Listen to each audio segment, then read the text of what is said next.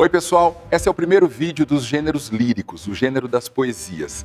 Nessa aula está o básico que você precisa saber antes de ler um poema. Recado dado, desejo a todos uma ótima aula. Sabe, poesia, às vezes, parece uma coisa meio complicada, né?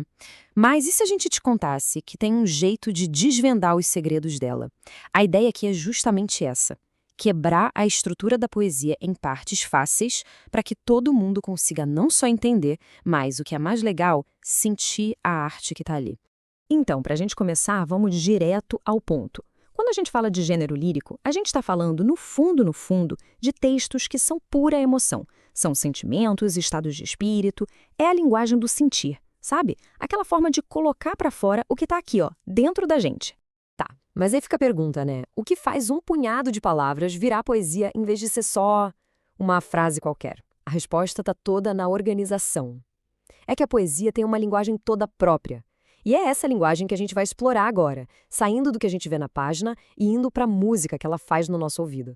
A poesia lírica, ela tem um foco muito claro na emoção. É bem diferente de um texto narrativo, que está mais preocupado em contar uma história, com o personagem, tempo, lugar. Na poesia lírica, o importante não é bem o que acontece, mas sim como a gente se sente em relação ao que acontece. É o mundo interior que manda. Então, a grande diferença é essa aqui, ó. De um lado, no lírico, a gente tem a expressão de um estado interno, de um sentimento. Do outro, no narrativo, a gente tem a descrição de eventos, de uma história acontecendo. É basicamente a diferença entre sentir e contar. Beleza. Então a gente já entendeu a alma da poesia, né? Agora, vamos dar uma olhada no corpo dela. Como é que ela se organiza na página?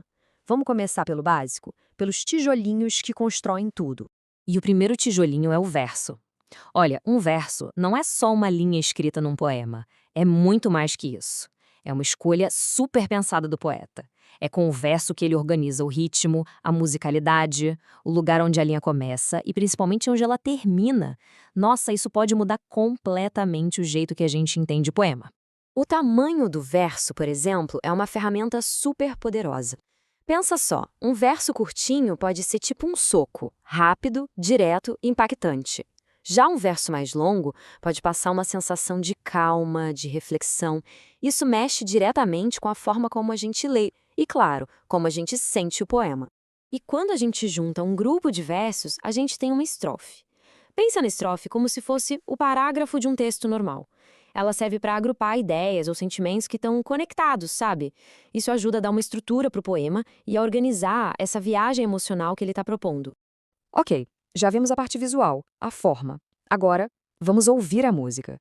A gente vai um pouco além do que está escrito para descobrir o ritmo secreto que faz a poesia ter aquela pulsação, sabe? Aquele balanço. E aqui, gente, a gente chega num ponto que é crucial. Sílaba poética diferente de sílaba gramatical. Esquece um pouco a aula de português da escola. Na poesia, o que manda é o som. A gente conta as sílabas pelo que a gente ouve, pela pronúncia, e não pelo jeito que a palavra está escrita no papel. O som é ritmo. Para descobrir esse ritmo, tem o passo a passo. Primeiro, tem que ler o verso em voz alta. É fundamental. Depois, a gente acha a última sílaba forte, a tônica, do verso. Aí a gente conta as sílabas só até chegar nela.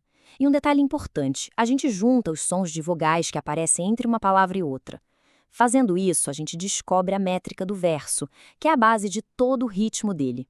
E olha, se tem uma regra de ouro que precisa ficar na cabeça, é essa. A contagem das sílabas poéticas para na última sílaba tônica do verso. O que vier depois, a gente simplesmente ignora. Pensa que é tipo um eco, não entra na conta. Isso confunde muita gente, mas é o grande segredo para entender o ritmo do poema. E já que a gente está falando tanto de som, de ritmo, bora ver agora como os poetas brincam com isso, organizando os sons para criar padrões que são, uma delícia de ouvir. A gente está falando, claro, da rima. A rima é essa repetição de sons parecidos, ou até iguais, que geralmente acontece no final dos versos. É ela que dá aquela musicalidade, que faz o poema grudar na cabeça. Mas não é só para ficar bonito, não. A rima também ajuda a reforçar as emoções e a marcar o ritmo. E para entender como as rimas se organizam, a gente usa um esqueminha com letras. Funciona assim: os versos que rimam entre si ganham a mesma letra. Quando aparecer um som novo, a gente usa uma letra nova. Então, se a gente vê um padrão tipo A, B, significa que o primeiro verso rima com o terceiro e o segundo com o quarto. É como se fosse um mapa dos sons do poema. Beleza, então. A gente já viu um monte de peça solta, né? Verso, estrofe, rima. Agora, vamos juntar tudo isso. Como é que essas peças se encaixam para construir a poesia como uma obra de arte? Pensa que o poeta tem uma caixa de ferramentas.